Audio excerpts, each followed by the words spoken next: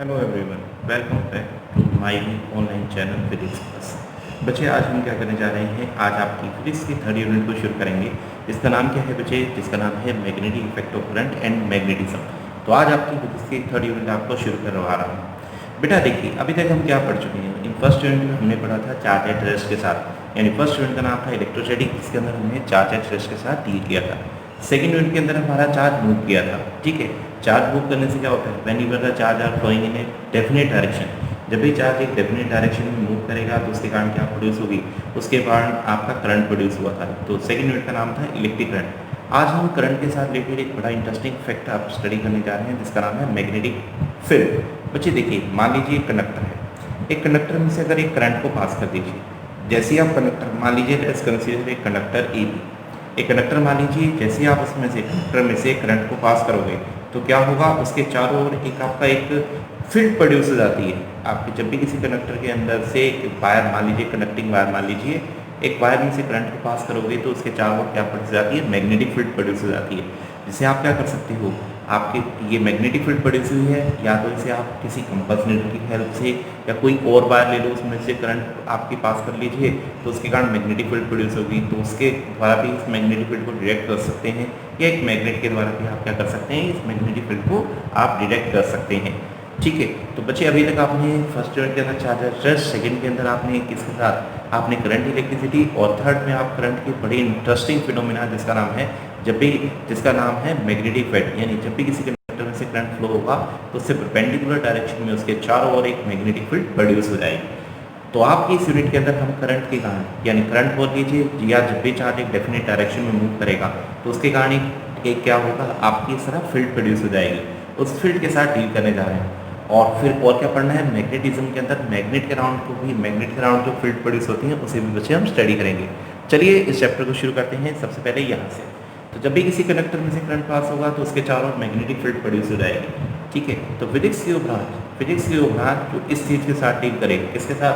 Current के magnetic effect के साथ डील करे, उसे एक स्पेशल नाम दिया जाता है, और वो नाम है बच्चे इलेक्ट्रोमैग्नेटिज्म। तो चलिए आपकी सबसे पहले एक डेफिनेशन से शुरू करते हैं, और वो है बच्चे किस चीज़ की? इलेक्ट्रोमैग्नेटिज्म की डेफिनेशन से शुरू करते हैं। इलेक्ट्रोमैग्नेटिज्म तो क्या नाम दे सकते हैं? वैसे मैं आपको एक्सप्लेन कर चुका हूँ इलेक्ट्रोमैग्नेटिज्म क्या चीज़ है।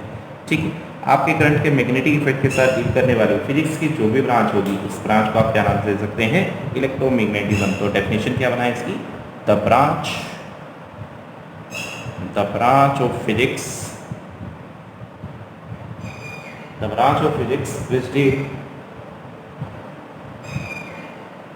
which deal with the magnetism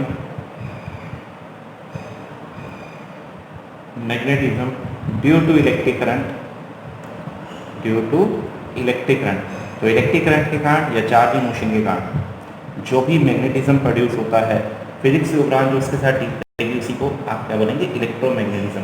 ठीक है, ड्यू टू इलेक्ट्रिक करंट और मूविंग चार्ज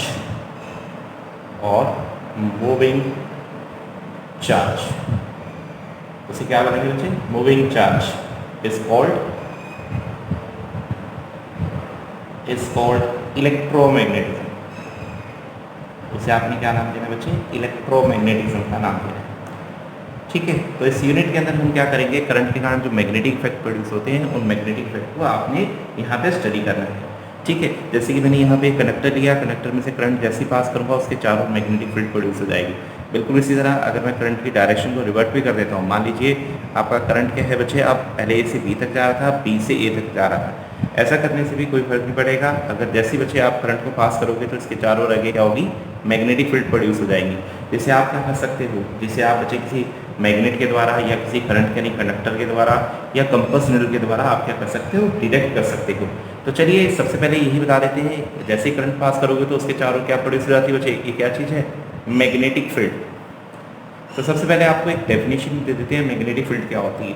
आपने फर्स्ट यूनिट के अंदर भी डेफिनेशन पढ़ी थी इलेक्ट्रिक फील्ड। इलेक्ट्रिक फील्ड क्या होती है? किसी भी चार्ज के अराउंड वो स्पेस जिसके अंदर उसके इलेक्ट्रिक इफेक्ट्स को एक्सपीरियंस किया जा सके। बिल्कुल उसी तरह किसी भी करंट कैरिंग कंडक्टर के क्रॉस या किसी मैग्नेट के अराउंड वो स्पेस जिसके अंदर उसके मैग्नेटिक इफेक्ट को किसी दूसरे करंट कैरिंग कंडक्टर के द्वारा आपके या किसी कंपास निडल के द्वारा डिटेक्ट किया जा सके, तो स्पेस को ही आपने क्या नाम देना है, मैग्नेटिक फील्ड। तो लीजिए डेफिनेशन आपको बताने जा रहा हूँ, आसान है, ध्यान से करिएगा। मैग्नेटिक फील्ड डिफाइन बड़े इजी वे में कर रहा हूँ बच्चे। मैग्नेटिक फील्ड क्या चीज़ होती है? मैग्नेटिक फील्ड क्या है बच्चे? मैंने अभी भी आपको बताया मैग्नेटिक फील्ड क्या है, द रीजन और स्पेस, ठीक है, या द रीजन ऑफ स्पेस ऐसे बोल दीजिए, the region of space, the region of space near a magnet, near a magnet, ठीक है, और मूविंग चार्ज पार्टिकल, ये भी हो सकता है, moving charge particle, in which magnetic effects, in which magnetic effect are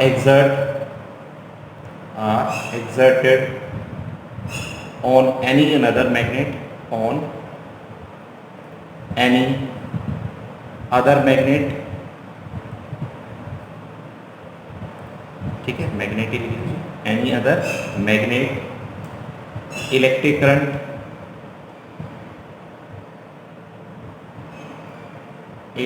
current, और मूविंग चार्ज पार्टिकल।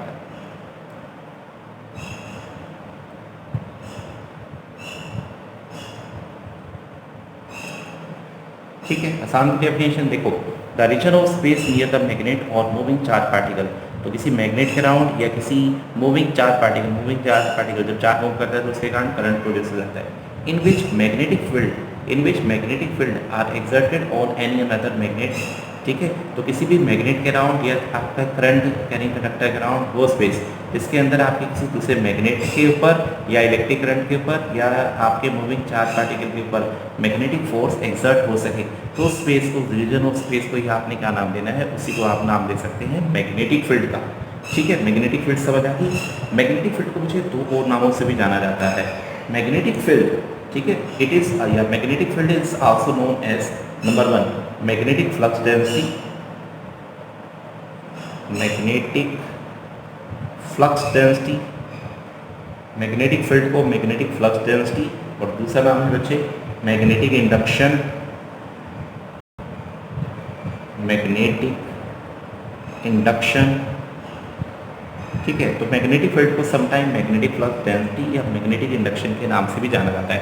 तो आप बोल सकते हैं इसे मैग्नेटिक फील्ड बोलिए, मैग्नेटिक फील्ड डेंसिटी बोलिए, मैग्नेटिक इंडक्शन बोलिए, एक ही बात कहलाएगी।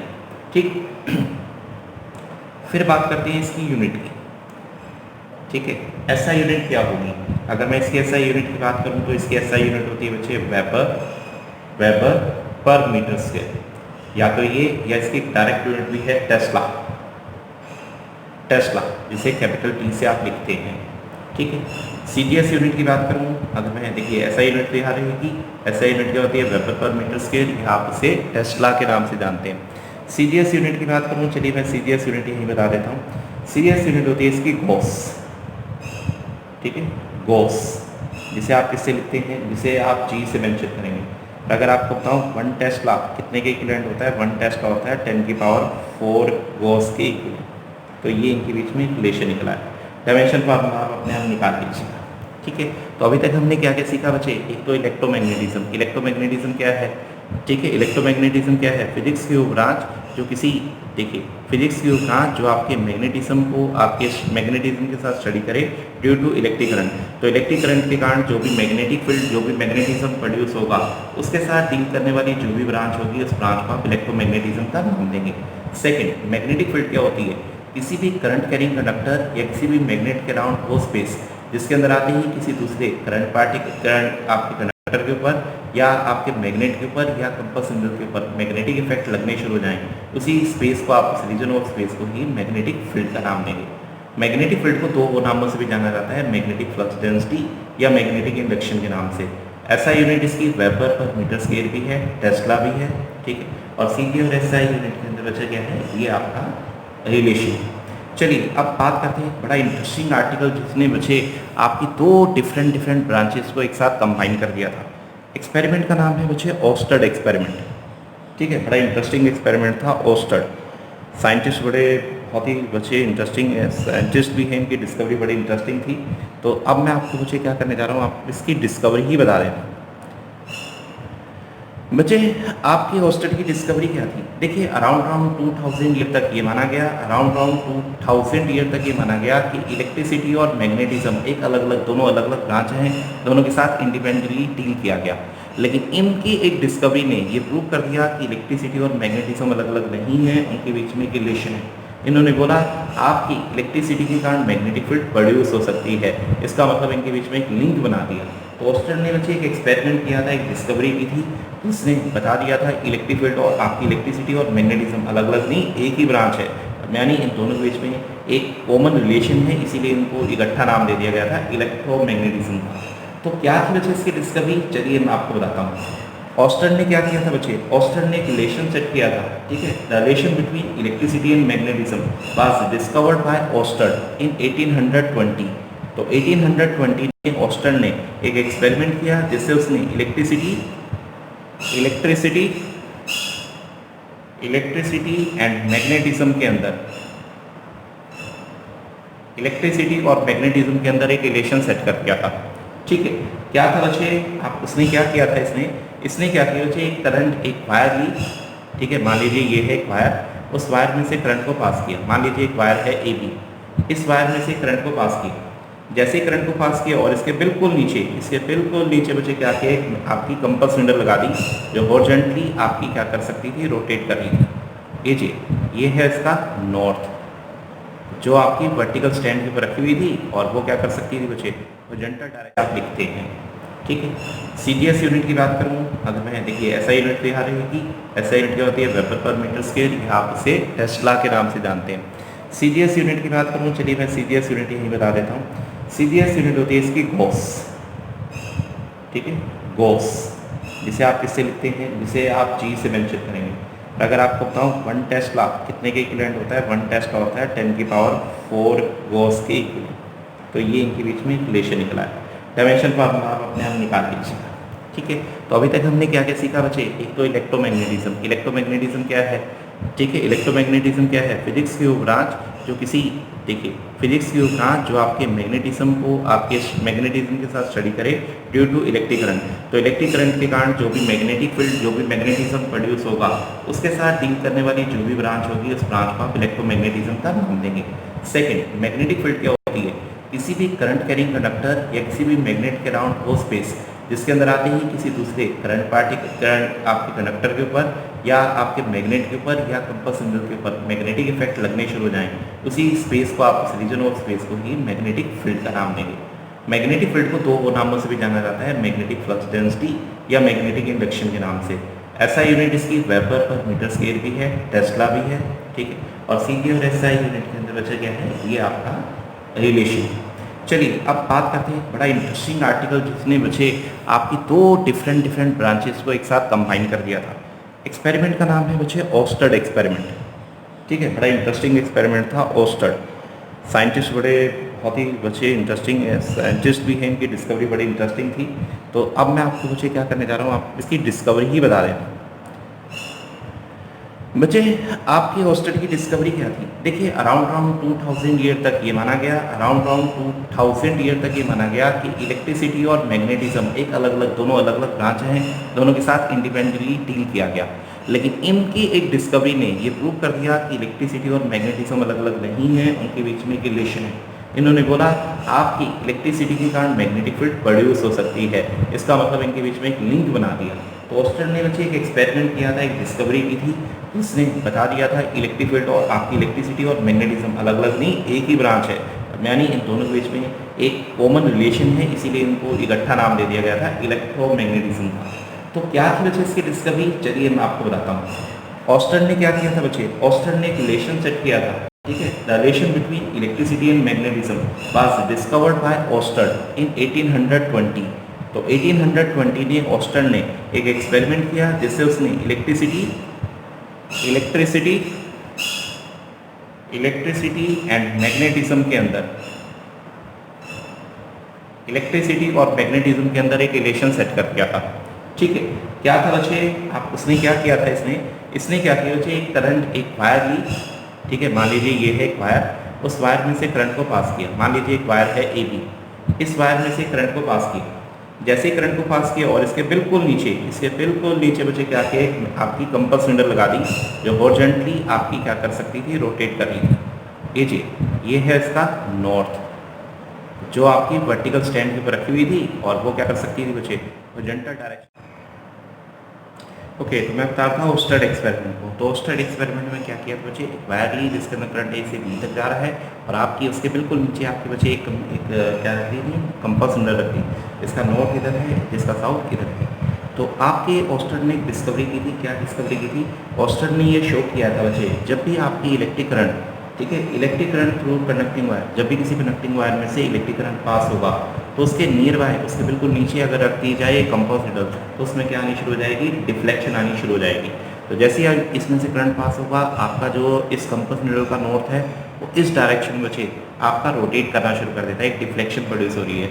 तो ओस्टेड ने सबसे पहले ये शो किया था, जब भी कंडक्टिंग वायर से करंट पास होगा, तो उसके चारों ओर क्या प्रोड्यूस हो जाएगी, मैग्नेटिक फील्ड प्रोड्यूस हो जाएगी।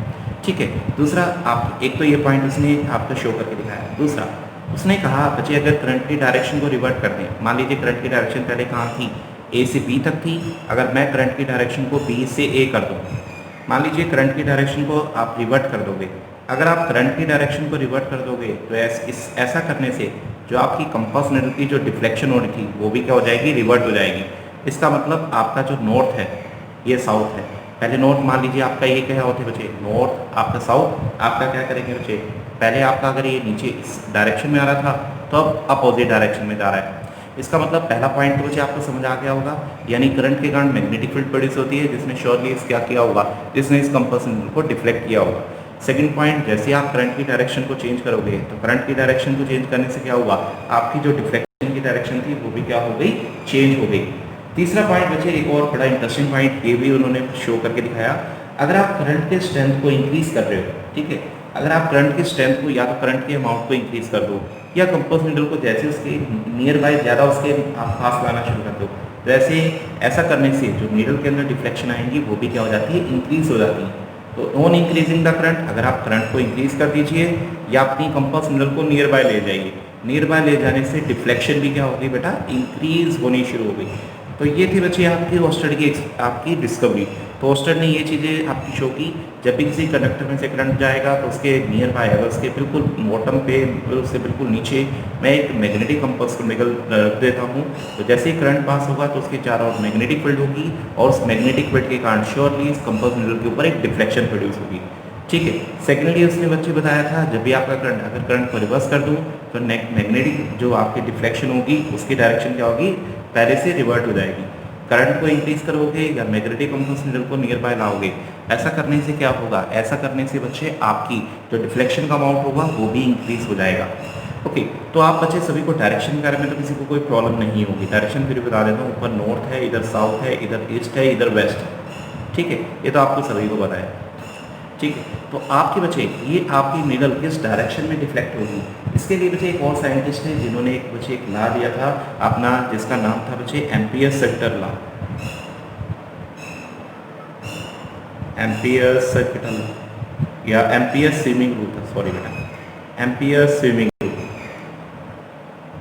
तो एम्पियर ने एक रूल दिया था, जिसके अकॉर्डिंगली आप देख सकते हो कि आपकी कंपास निडल किस डायरेक्शन में डिफ्लेक्ट होगी। ठीक है, उन्होंने क्या कहा, उन्होंने कहा जिस डायरेक्शन में आपका करंट जा रहा है, उस डायरेक्शन में एक स्विमर को मान लीजिए। मान लीजिए ये डायरेक्शन ऑफ करंट है, इसी की डायरेक्शन में आप क्या कीजिए, एक स्विमर को मान लीजिए। उस स्विमर का जिस डायरेक्शन में लेफ्ट हैंड होगा, आपकी निडल उसी डायरेक्शन में ही जाएगी। ठीक है, तो आपकी निडल का बच्चे देखिए, जिस डायरेक्शन में आपकी क्या होगी, उसका लेफ्ट हैंड होगा। जैसे एक स्विमर आपका स्विम कर रहा है, तो उसका लेफ्ट हैंड कहाँ होगा आपका, ठीक है, आपका लेफ्ट हैंड कहाँ होगा बच्चे, जिस डायरेक्शन में उसका लेफ्ट हैंड होगा, आपका नॉर्थ आपका उसी डायरेक्शन में ही जाएगा। तो उसका लेफ्ट हैंड किधर होगा, आप ऐसे स्विम कर रहे हैं तो सॉरी, अगर ऐसे स्विम कर रहे हैं तो उसका लेफ्ट हैंड ऊपर हो गया, तो यहाँ हमारी डायरेक्शन गलत हो गई। ठीक है, अगर ऐसे स्विम कर रहे हैं तो डायरेक्शन आगे ये ऊपर की तरफ जाएगा, और अगर डायरेक्शन रिवर्ट हो जाए, मान लीजिए स्विमर को इसी की डायरेक्शन मान लीजिए, अगर मैं स्विमर की इस डायरेक्शन मान लूँ, तो उसका लेफ्ट हैंड किधर आएगा, इधर आएगा, तो नॉर्थ बचे हमारा इधर की ओर रोटेट हो जाएगा। तो इस तरह बच्चे उन्होंने एक आपकी डायरेक्शन को भी बच्चे फाइंड आउट करके दिखाया। ये एक सिंपल सा वर्ड है, उसे याद रखना। एक वर्ड होता है स्नो। क्या है ये बच्चे? Snow word. स्नो वर्ड का मतलब है जब भी आपका करंट साउथ से नॉर्थ की तरफ जाएगा, जब भी आपका करंट साउथ से नॉर्थ की तरफ जाएगा तो आपकी जो मैग्नेटिक कंपास निडल है वो आपकी वेस्ट की तरफ क्या हो जाएगी, रोटेट हो जाएगी। तो इस तरह बच्चे हम क्या कर सकते हैं, देखिए आप एम्पियर स्विमिंग रूल का यूज़ कीजिए, उसके अकॉर्डिंगली एक स्विमर को क्या कीजिए, उसके अकॉर्डिंगली एक स्विमर को करंट की डायरेक्शन में एज्यूम कर लीजिए। जिस डायरेक्शन में उसका लेफ्ट हैंड होगा आपका नोट उसी डायरेक्शन में डिफ्लेक्ट होगा। ठीक है, तो आपका नोट कहाँ गया, इस डायरेक्शन में बच्चे आपका डिफ्लेक्ट हो गया। अगर आपके करंट की डायरेक्शन को रिवर्ट कर देते हैं तो स्विमर का लेफ्ट हैंड आ जाएगा बाहर की तरफ, ये बाहर की तरफ आपकी डिफ्लेक्ट हो जाएगी। या स्नो रूल से आप बच्चे इसकी आप क्या कर सकते हैं, डायरेक्शन या डिफ्लेक्शन की डायरेक्शन को डिटरमाइन कर सकते हैं। तो चलिए अभी भी बच्चे मैंने आपको बताया था ऑस्टर ने क्या क्या डिस्कवर किया। ऑस्टर ने डिस्कवर की थी magnetic field around a conductor. कुछ अदर फैक्ट भी बच्चे आपके जो यहाँ पे मिले वो भी बता देता हूँ। तो मैं बता रहा हूँ बच्चे आपके, देखिए ऑस्टर एक्सपेरिमेंट से ये तो पता लग गया कि करंट कैरिंग कंडक्टर के चारों ओर मैग्नेटिक फील्ड प्रोड्यूस होती है। कुछ अदर रिलेटेड फैक्ट भी बच्चे आपको बता देता हूँ। जैसे अगर मान लीजिए एक मैग्नेट इज एट रेस्ट, अगर एक मैग्नेट रेस्ट पे है, इज एट रेस्ट, अगर एक मैग्नेट रेस्ट है तो उसके अराउंड कौन सी फील्ड प्रोड्यूस होगी, magnet is at rest produce magnetic field. अगर एक मैग्नेट रेस्ट पे है तो उसके अराउंड कौन सी फील्ड प्रोड्यूस होती है बेटा, मैग्नेटिक फील्ड प्रोड्यूस होती है। ठीक है, मैग्नेटिक फील्ड अराउंड इट, तो उसके अराउंड मैग्नेटिक फील्ड प्रोड्यूस होगी। जबकि अगर चार्ज रेस्ट पे हो तो उसके अराउंड कौन सी फील्ड प्रोड्यूस होती है, इलेक्ट्रिक फील्ड है। यानी कि मैं लिख सकता हूँ while and charge at rest, charge at rest produce, क्या प्रोड्यूस करती है बच्चे, produce an electric field around it. ठीक है, इलेक्ट्रिक फील्ड अराउंड इट। तो आप इसे नाम दे सकते हो बच्चे इंपॉर्टेंट पॉइंट। ठीक है, तो इंपॉर्टेंट पॉइंट के बीच में एक नाम दे दीजिए, क्या है वो नाम, मैंने अभी भी आपको बताया। ठीक है, ये इंपॉर्टेंट पॉइंट्स हैं, आपको कुछ बता रहा हूँ, ऑस्टर एक्सपेरिमेंट से रिलेटेड है। तो जब भी एक मैग्नेट रेस्ट पे होगा तो उसके चारों ओर क्या प्रोड्यूस होगी, मैग्नेटिक फील्ड ही प्रोड्यूस होगी। लेकिन जब चार्ज रेस्ट पे होता है तो उसके अराउंड सिर्फ और सिर्फ इलेक्ट्रिक फील्ड प्रोड्यूस होती है। ओके, सेकेंड पॉइंट आपको बताने जा रहा हूँ। ओके, आपका एक करंट कैरिंग कंडक्टर के कारण क्या प्रोड्यूस होती है, मैग्नेटिक फील्ड। जैसे कि आपको पता है, मान लीजिए एक कंडक्टर है, उसके अंदर करंट फ्लो कर रहा है, तो करंट के कारण क्या प्रोड्यूस होगी बच्चे, उसके चारों ओर मैग्नेटिक फील्ड प्रोड्यूस हो जाएगी। ठीक है, तो एक करंट कैरिंग कंडक्टर के कारण मैग्नेटिक फील्ड प्रोड्यूस होती है, नॉट इलेक्ट्रिक फील्ड। सिर्फ आपके करंट कैरिंग कंडक्टर के कारण कौन सी फील्ड प्रोड्यूस होती है, मैग्नेटिक फील्ड प्रोड्यूस होती है, इलेक्ट्रिक फील्ड नहीं प्रोड्यूस होती। लेकिन अगर मैं बात करूँ चार्ज की, अगर आपका एक चार्ज मूव करे, अगर आपका एक चार्ज मूव करता है तो उसके अराउंड इलेक्ट्रिक फील्ड भी प्रोड्यूस होती है और साथ साथ मैग्नेटिक फील्ड भी प्रोड्यूस होती है। तो इलेक्ट्रिक फील्ड भी प्रोड्यूस होगी, मैग्नेटिक फील्ड भी प्रोड्यूस होंगी, तो दोनों डिफरेंट हैं बच्चे। देखिए, अगर आप करंट कैरिंग कंडक्टर है तो उसके कारण सिर्फ मैग्नेटिक फील्ड प्रोड्यूस होंगी। लेकिन अगर आपका चार्ज मूव करता है यूनिफॉर्म वेलोसिटी से, या अगर आपका चार्ज मूव कर रहा है तो उसके अराउंड इलेक्ट्रिक फील्ड भी प्रोड्यूस होगी और साथ ही क्या होगी बच्चे, मैग्नेटिक फील्ड भी प्रोड्यूस होगी। इलेक्ट्रिक और मैग्नेटिक दोनों फील्ड प्रोड्यूस हो जाती हैं। तीसरा, जितने भी आपके ऑक्सीलेटिंग चार्ज पार्टिकल हैं, जितनी भी आपके ऑक्सीलेटिंग या एक्सेलरेटेड चार्ज पार्टिकल, ठीक है, तो एक्सेलरेटेड चार्ज पार्टिकल, मान लीजिए एक चार्ज पार्टिकल कैसा है, एक्सेलरेटेड है, तो जितने भी एक्सेलरेटेड चार्ज पार्टिकल्स हैं वो क्या करते हैं, जब भी आपका एक चार्ज पार्टिकल एक्सेलरेट होगा तो उसके कारण क्या होगा, मान लीजिए एक चार्ज पार्टिकल है वो एक्सेलरेट हो गया। अगर एक चार्ज पार्टिकल एक्सेलरेट हो गया यानी उसकी वेलोसिटी कम या ज़्यादा हो रही है तो उसके अराउंड इलेक्ट्रिक फील्ड भी प्रोड्यूस होती है, मैग्नेटिक फील्ड भी प्रोड्यूस होती है और उसके साथ साथ वो एनर्जी को भी रेडिएट करता है। ठीक है, तो वो क्या करेगा बच्चे, एक ईएम वेव को, वो एक ईएम वेव्स को प्रोड्यूस करता है, इलेक्ट्रोमैग्नेटिक वेव को प्रोड्यूस करता है, प्लस इसके साथ बच्चे इलेक्ट्रिक फील्ड भी प्रोड्यूस होती है और साथ साथ मैग्नेटिक फील्ड भी प्रोड्यूस होती है। तो कुछ कंसेप्ट इंपॉर्टेंट थे, आपको बता दिए। तो पहला कंसेप्ट क्या था, जब भी मैग्नेट रेस्ट पे होगा तो उसके अराउंड मैग्नेटिक फील्ड, लेकिन जब चार्ज रेस्ट पे होगा तो उसके अराउंड सिर्फ और सिर्फ इलेक्ट्रिक फील्ड प्रोड्यूस होगी। Second one, current carrying conductor के कारण मैग्नेटिक फील्ड प्रोड्यूस होती है, लेकिन आपका अगर एक चार्ज मूव करता है तो उसके अराउंड इलेक्ट्रिक और मैग्नेटिक दोनों फील्ड प्रोड्यूस होती है। तो जब भी चार्ज एक एक्सेलरेटेड, आपका कोई भी एक्सेलरेटेड चार्ज पार्टिकल होगा तो उसके कारण ईएम वेव भी बनी प्रोड्यूस होंगी और उसके हर तरफ आपकी इलेक्ट्रिक फील्ड, यानी उसके कारण इलेक्ट्रिक फील्ड और मैग्नेटिक फील्ड दोनों ही प्रोड्यूस होंगी। तो ये था बच्चे आपका सिंपल सा फर्स्ट इंट्रोडक्शन, मान लीजिए कल सबको बता दिया है मैंने आपको। चलिए शुरू करते हैं अपने नेक्स्ट आर्टिकल की ओर। नेक्स्ट आर्टिकल को स्टार्ट करने से पहले मैं एक टर्म यूज़ करूँगा इस चैप्टर के अंदर, बार बार टर्म यूज़ करूँगा, उसको बता देता हूँ। टर्म का नाम है करंट एलिमेंट। टर्म का क्या नाम है बच्चे? Current element. अब करंट एलिमेंट क्या है आपको बच्चे एक फिगर बना देते हैं, उस फिगर से बता देता हूँ करंट एलिमेंट का क्या पढ़ना है। मान लीजिए बच्चे एक कंडक्टर है, ये रहा है, इस कंडक्टर को एक्स वाई का नाम दे दीजिए। ठीक है, इस कंडक्टर को एक्स वाई का नाम दे दीजिए और इसके अंदर करंट जा रहा है बच्चे आई।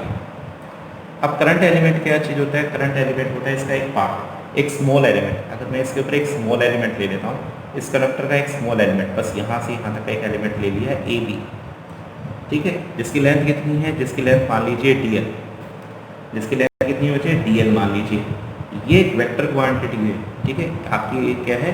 आपकी ए बी, मैंने ये आपकी क्या बना दिया? Current element. तो किसी भी कंडक्टर, किसी भी करंट कैरिंग कंडक्टर के अगर एक स्मॉल एलिमेंट लिया जाए तो उसी को करंट एलिमेंट का नाम दिया जाता है।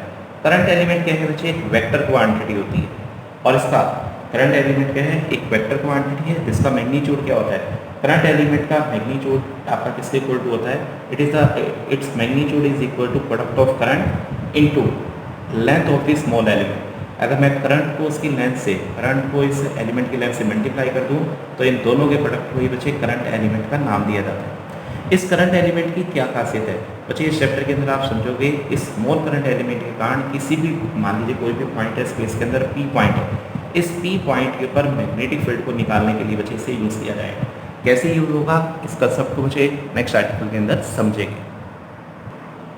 चलिए नेक्स्ट आर्टिकल में बताने जा रहे हैं आपको बायोट-सावर्ट लॉ। बायोट-सावर्ट लॉ क्या है लॉ, उसके बारे में बताते हैं। अच्छा, यहाँ अगर मैं कहूँ कि डीएल की डायरेक्शन क्या होगी, तो जो डायरेक्शन करंट होगा डीएल की डायरेक्शन भी वही होगी। करंट एलिमेंट करंट की डायरेक्शन में ही जाता है। तो चलिए अब मैंने क्या करने जा रहा हूँ, नेक्स्ट आर्टिकल बता रहा हूँ बायोट-सावर्ट लॉ। बायोट-सावर्ट बच्चे दो साइंटिस्ट के नाम हैं। इन्होंने क्या किया? एक्सपेरिमेंटली आपके कुछ एक्सपेरिमेंट किए और इन एक्सपेरिमेंट की हेल्प से एक स्मॉल करंट एलिमेंट के कारण स्पेस में किसी भी पॉइंट के ऊपर मैग्नेटिक फील्ड की वैल्यू को उन्होंने निकाल के दिखाया। ठीक है, तो अगर मान लीजिए मुझे इस पी पॉइंट के ऊपर एक स्मॉल करंट एलिमेंट के कारण जो मैग्नेटिक फील्ड होगी वो उन्होंने निकाल के दिखाई। तो यही फिगर बच्चे मैं यहाँ यूज़ करने वाला हूँ। तो क्या है फिगर बच्चे? अगेन वही फिगर बना रहा हूँ। मान लीजिए ये आपका कंडक्टर है एक्स वाई, जिसके अंदर करंट कौन सी डायरेक्शन में जा रहा है? इस डायरेक्शन में करंट जा रहा है, ये लीजिए। ठीक है, आपके बच्चे बायोट-सावर्ट ने क्या किया? आपकी एक स्मॉल करंट एलिमेंट, चलिए इसके ऊपर एक स्मॉल करंट एलिमेंट ये मान लेते हैं ए बी, जिसकी लेंथ कितनी है? जिसकी लेंथ एल है, और अगर मैं डायरेक्शन बनाऊँ तो ये रही उसकी डायरेक्शन, तो ये रही आपकी small current element. According to Biot Savart law आपके स्पेस के किसी पॉइंट के ऊपर, मान लीजिए मैं स्पेस का कौन सा पॉइंट ले रहा हूँ? ये वाला पॉइंट ले रहा हूँ, पी पॉइंट, जिसका इससे डिस्टेंस कितना है बच्चे? जिसका डिस्टेंस है आर। ठीक है, तो आर डिस्टेंस के ऊपर एक पॉइंट है, उसके ऊपर आपकी कितनी मैग्नेटिक फील्ड लगेगी उसको वैल्यू निकालने के लिए बायोट-सावर्ट लॉ ने एक्सपेरिमेंट करके एक लॉ आपका प्रोड्यूस किया। इस लॉ को आप बायोट-सावर्ट लॉ के नाम से जानोगे। क्या था बच्चे बायोट-सावर्ट लॉ? जरा ध्यान से सुनिएगा। ठीक है, तो बायोट-सावर्ट लॉ ने, बायोट और सावर्ट ने आपकी ऑब्जर्वेशन करके, एक्सपेरिमेंट करके आपकी एक मैथमेटिकली एक्सप्रेशन बनाया, जिसकी हेल्प से उस क्या कर सकते हो। ठीक है, Biot-Savart law gives the magnetic field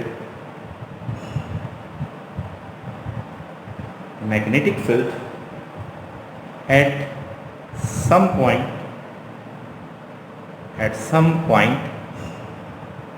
in space, in the term current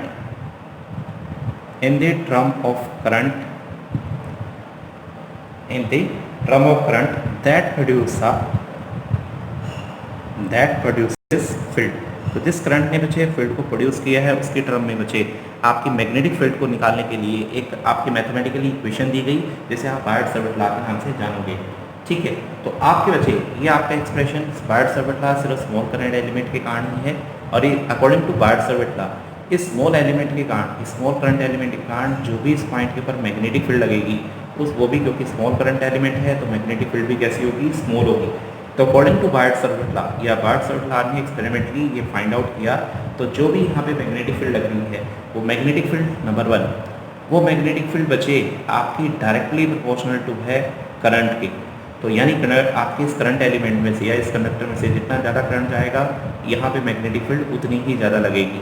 number second, ये जो भी मैग्नेटिक फील्ड प्रोड्यूस होगी वो डायरेक्टली प्रोपोर्शनल टू होगी TL के। TL का मतलब करंट एलिमेंट की लेंथ के। अगर आपके करंट एलिमेंट की लेंथ ज़्यादा होगी तो इस पॉइंट के ऊपर मैग्नेटिक फील्ड भी ज़्यादा लगेगी। नंबर थर्ड, आपकी बचे dB की वैल्यू डायरेक्टली प्रोपोर्शनल होती है साइन थीटा के। अब थीटा क्या है? Theta is the angle between DL vector and R vector, यानी R वेक्टर, मुझे R वेक्टर बनाना पड़ेगा। R वेक्टर क्या होता है? पोजीशन वेक्टर, ये रहा। तो आपके बचे DL वेक्टर, और ये देखिए यहाँ पे जो एंगल बन रहा है DL वेक्टर, ये DL वेक्टर की डायरेक्शन इधर थी ना, DL वेक्टर और R वेक्टर के बीच में यहाँ पे जो भी एंगल बना है, जैसे यहाँ पे भी दिखा देता हूँ, ये DL वेक्टर बचे R वेक्टर, तो ये रहा DL वेक्टर, ये है आपके इन दोनों के बीच में जो भी एंगल बनेगा उसे आप क्या नाम दे सकते हैं? थीटा का नाम देंगे।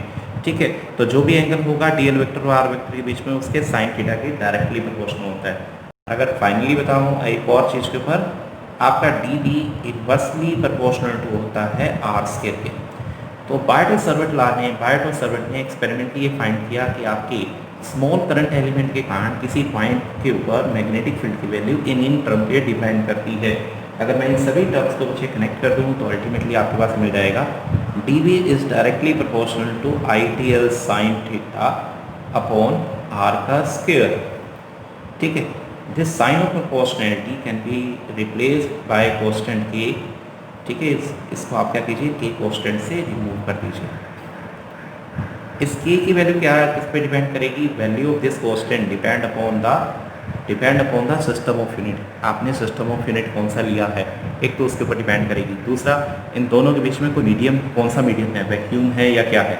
अगर मैं बात करूं कि मैं सिर्फ SI सिस्टम के लिए बात कर रहा हूँ, SI सिस्टम है और इसके बीच में वैक्यूम या एयर लिए फ्री स्पेस है बीच में, तो इस K की वैल्यू होती है बच्चे μ0/4π के बराबर। ठीक है, μ0/4π के बराबर, जो कि एक कांस्टेंट है जिसकी वैल्यू होती है 10⁻⁷ टेस्ला, ठीक है, मीटर, ठीक है, पर एम्पियर। तो ये इसकी यूनिट होती है। इसे बोलते हैं आपके, जो μ0 की बात करूँ तो μ0 होता है मैग्नेटिक परमेबिलिटी। वे μ0 क्या होता है? Magnetic permeability. ठीक है, तो अगर मैं इसके अंदर इसकी वैल्यू पुट कर दूँ तो SI सिस्टम में इसका फॉर्मूला क्या बन गया बेटा? dB equal to μ0/4π, dB equal to μ0/4π I d l sine theta divided by R square. तो याद रहेगा बच्चे? हाँ जी, याद रहेगा ये फॉर्मूला। तो बायट-सवर्ट लॉ के अकॉर्डिंगली एक स्मॉल करंट एलिमेंट के कारण जो मैग्नेटिक फील्ड का फॉर्मूला है वो इसी के बराबर है, यही है वो। ठीक है, और अगर मैं बात करूँ CGS सिस्टम की, तो CGS सिस्टम में भी यहीं पे कर देता हूँ मुझे। CGS सिस्टम में, ठीक है, CGS सिस्टम में इसकी की वैल्यू क्या होती है? 1 होती है। बट बेसिकली आप SI सिस्टम में काम करोगे, अगर CGS सिस्टम में बात कर लिए तो यहाँ 1 करके सीधा फॉर्मूला निकला है। ठीक है, लेकिन हम बेसिकली हम किसके अंदर बात करते हैं? हम SI सिस्टम ही हम बेसिकली डील करते हैं, तो SI सिस्टम की यहाँ बात करते हैं।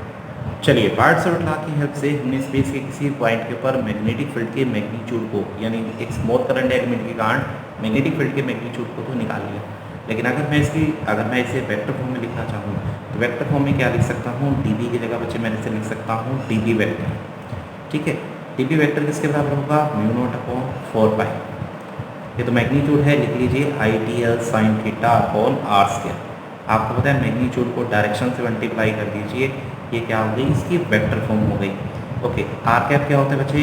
R कैप एक यूनिट वेक्टर है जो कि इसके बराबर होता है R vector divided by R के बराबर।